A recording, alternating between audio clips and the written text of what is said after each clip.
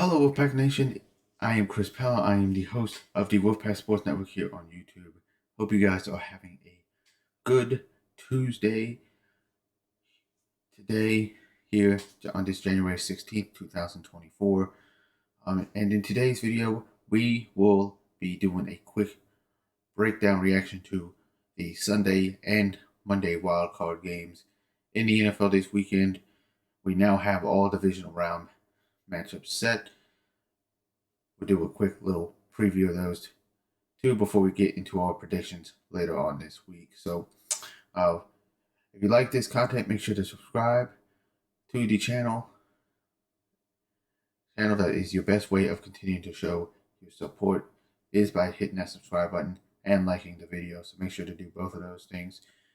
And let's get into it. Starting off with the first game on Sunday, 4:30 p.m. Eastern Time. The Green Bay Packers pulled off the biggest upset of wildcard weekend, beating Dallas 48-32. First time in NFL history that a 7 seed won a playoff game. This is, of course, obviously due to the fact that the playoffs were just expanded to include 7 teams in 2020. So, 7 seeds were 0-6 or 0-7. I'll take that back. Yeah, 0-6 up until this game here, and this was a blowout. Green Bay raced out to a 27-0 lead.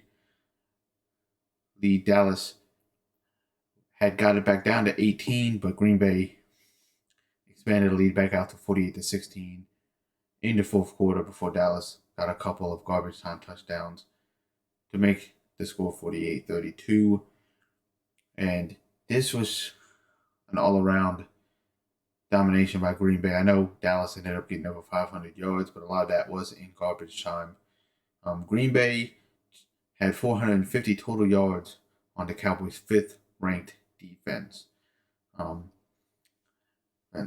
And, of course, obviously, Jordan Love being a rookie quarterback, not a lot of expectations for Green Bay this year.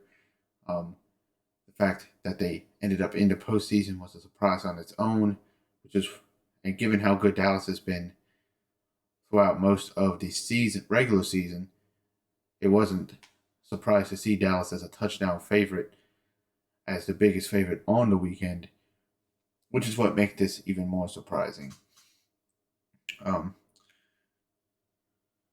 But of course, Aaron Jones had 3 touchdowns. That was the biggest propellant to Green Bay winning this game. And Aaron Jones has just been a Dallas Cowboys killer. 488 rushing yards, 9 rushing touchdowns in 4 games against the Cowboys now for Aaron Jones. That's including the playoff game yesterday, or Sunday, I mean. Dallas cannot figure out a way to stop him. Jordan Love, 16 of 21, 272 yards, 3 touchdowns. Just an all-around great performance by Green Bay on the offensive side of the ball. And if you're Dallas, it's getting to a point now where you're 3 one-and-dones in the postseason under Mike McCarthy. Something has to change at this point. So, if you're Green Bay, obviously you're moving on. You get to play San Francisco in the divisional round. As for Dallas, we'll have to see if this means a full restart. Dak didn't have his best game on Sunday, threw 2 picks. Yeah, he got a bunch of passing yards and had a couple of touchdowns in the fourth quarter in garbage time, but overall not a good game for Dak. Horrible game by the defense. We'll see what happens with Dan Quinn. And if he gets a head coaching job, his resume took a hit, I would argue, with the game on Sunday. So, big surprise here. I think everybody had Dallas beating Green Bay. But, of course, as we know, Dallas has been getting trolled since the loss. So, let's move on now from that game to the Sunday night game, 8 p.m. Eastern kickoff between the Rams and the Lions. Arguably the best game of the weekend. Detroit edging out with a 1-point victory, 24-23. Game had a lot of storylines coming into it. Obviously, the biggest one being the Jared Goff versus Matthew Stafford game. Of course, we all know the trade that both teams made that saw the Lions send Stafford to Detroit or to LA, and Jared Goff got traded back from LA to Detroit in return. Lions get their first playoff win since 1991, and it was also in their first home playoff game since 1993, which is crazy. The atmosphere was awesome on TV. I can only imagine what it was like live, and it was a good quarterback duel as expected. Jared Goff went 22-27, 277 yards and a touchdown. Stafford 25 of 36, 367 yards and 2 touchdowns. Puka Nacua also had 181 yards receiving, which is a rookie playoff record. Had a tremendous elite rookie year as a wide receiver, one of the best we've probably seen in NFL history. Unfortunately, though, it came in a losing effort. And it was a close game throughout. I think Detroit had a double-digit lead early on, like that 14-3 lead, but LA came back, made it a 4-point game, and it was single digits the rest of the way. Right. And Detroit was able to seal it on their final drive, but they got the ball with over 4 minutes left after LA punted the ball away and was able to convert a couple first downs and take the clock away from there. Biggest difference also too in this game, taking care of opportunities. The Lions, 4 scoring drives, 3 of them were touchdowns, and the Rams had 5 scoring drives, only 2 were touchdowns. The other 3 were field goals.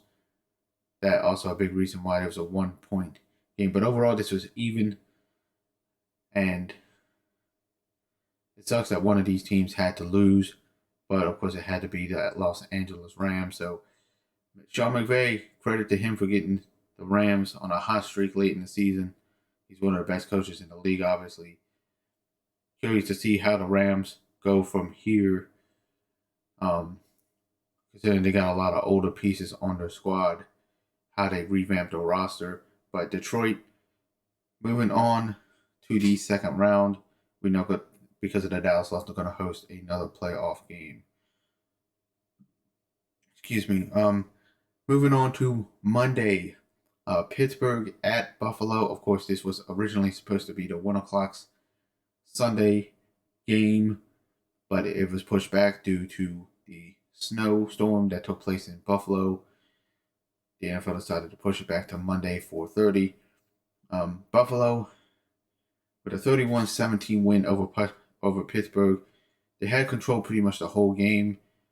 Got out to a 21-0 start in the first half, but Pittsburgh was able to make it close and put some pressure on Buffalo, cutting the lead to 24-17 early in the fourth quarter, create some doubt in the minds of Buffalo fans before the Bills had a 70-yard touchdown drive following that to extend the lead back to 31-17, which was ultimately the final score.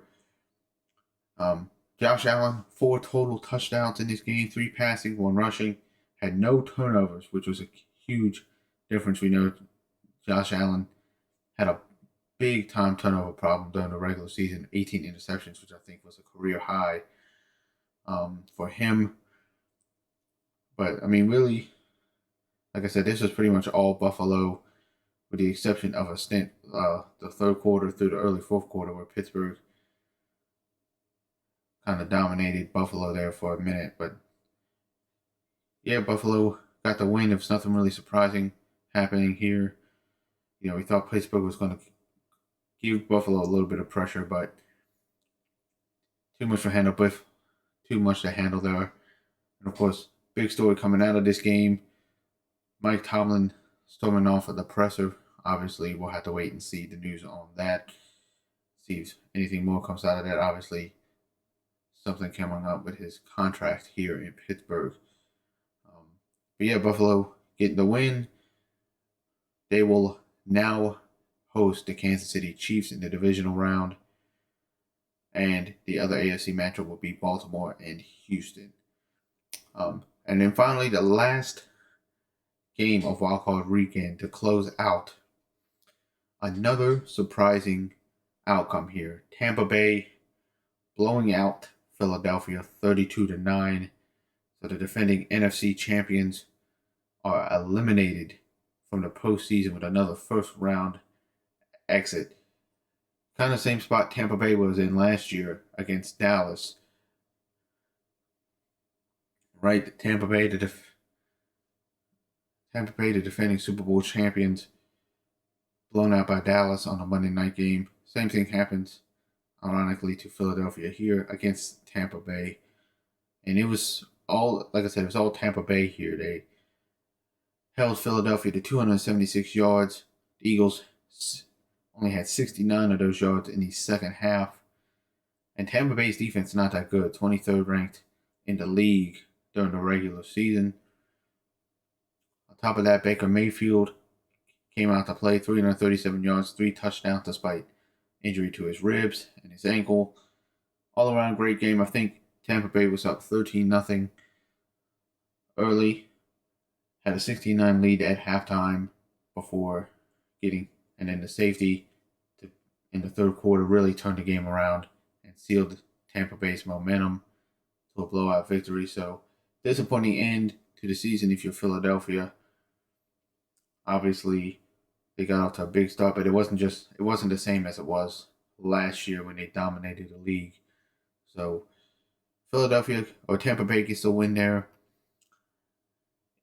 and that is the end of the wild card round. So divisional rounds matchups are set now. You have on the NFC side the 1 seed San Francisco 49ers hosting the 7 seed Green Bay Packers. And you have the 2 seed Detroit Lions hosting the 4 seed Tampa Bay Buccaneers. The 3 seed Detroit Lions hosting the 4 seed Tampa Bay Buccaneers on the NFC side there. And then on the AFC side, you have the 1 seed Baltimore Ravens hosting the 4 seed Houston Texans, and the 2 seed Buffalo Bills hosting the 3 seed Kansas City Chiefs. So we'll definitely have predictions for those games coming up later on this week. If you guys enjoy the content, like I mentioned at the beginning of this video, please make sure to subscribe for more content like this. Also turn on the notification bell, that way you don't miss whenever we post a video. And have a good rest of your Tuesday afternoon.